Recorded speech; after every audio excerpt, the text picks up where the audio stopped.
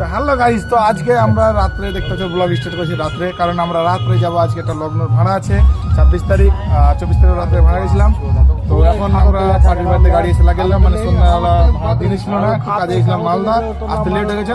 আর সাথে মধ্যে মানে ফোনের উপরে ফোন টিপে আমরা মানে এমার্জেন্সি ডাকলো। আর কে কে আছি তোমাদের দেখাচ্ছি। তো এদিকে আমার এক্সপ্রেস দাঁড়িয়ে আছে, আর এদিকে এসছে ডালুদা এসছে, দাদা আছে আমার সাথে। আর এদিকে আমাদের সাদিকুল্লার মন খারাপ, গাড়ি লাগবে 10টা আর গাড়ি করলেছে 11টা। আর আমার গাড়ি কার কার আছে দাদা না গাড়ি মেতনা তোর গাড়ি না কার নাকি রে।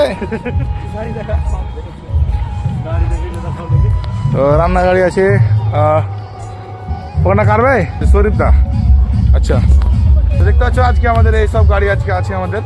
তো আমরা এখন যাবো, আগে গাড়িটা পরিষ্কার করলে এখন এমার্জেন্সি তাড়াতাড়ি হবে। আজকে পার্টি উঠবে 18 মাইল থেকে বিয়ে নিয়ে যাবো গাজল।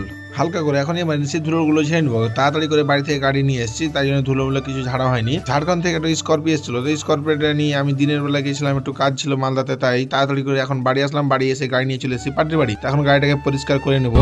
তাড়াতাড়ি করে আমার এক্সপ্রেসটা পরিষ্কার করা হয়ে গেল, পরিষ্কার করে নিলাম। এখন দেখা যাক পার্টি কথা বেরোচ্ছে, তারপর আমরা এখান থেকে বেরোবো।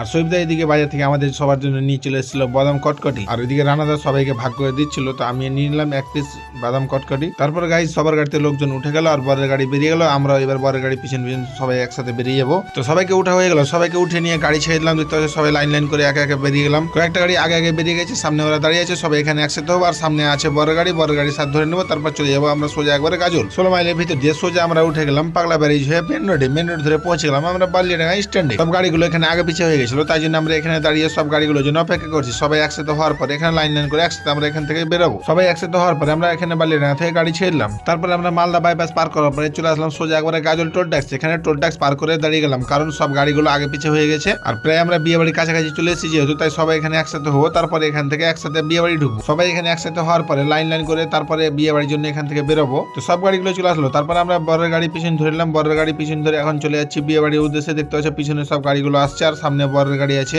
উপর দিয়ে চলে গেল NH12, আর আমরা নিচ দিয়ে চলে আসলাম গাজল টাউন পার করে পৌঁছে গেলাম আমরা বিয়ে বাড়িতে। দেখতে পাচ্ছ বিয়ে বাড়িতে এসে এখানে প্যাসেঞ্জার গুলোকে নামিয়ে দিয়েছি। নামিয়ে এখন গাড়িগুলোকে সাইড করবো, সবাইকে নামিয়ে দিলাম। নামিয়ে তারপরে চলে আসলাম আমি বিয়ে বাড়ি এখানে এসে গাড়িটাকে ঘুরিয়ে ভালোভাবে সাইড করলাম। তারপরে আমি এখন চলে যাবো বিয়ে বাড়ির ভিতরে কিছু খাওয়া দাওয়া করার জন্য। আর এটা দেখতে হচ্ছে এটা হচ্ছে বিয়ে বাড়ির মেন গেট দিয়ে আমরা সোজা ভিতরে ঢুকে গেলাম। ভিতরে ঢুকে দেখছি এখানে ডান দিকে কফি রাখা আছে। যেহেতু ঠান্ডার দিন ঠান্ডা লেগেছে, তাই তাড়াতাড়ি চলে আসলাম কফি খাওয়ার জন্য। কফি খেয়ে হালকা এখানে গরম হয়ে গেলাম। আর এদিকে দেখতে হচ্ছে এখানে বর বসানোর জন্য খুব সুন্দরভাবে জায়গা করা আছে। আর ওইদিকে হচ্ছে ভাত খাওয়ার জন্য প্যান্ডেল। তো কফি খাওয়ার পরে চলে যাবো আমরা এখন ভাত খাওয়া দাওয়া করার জন্য।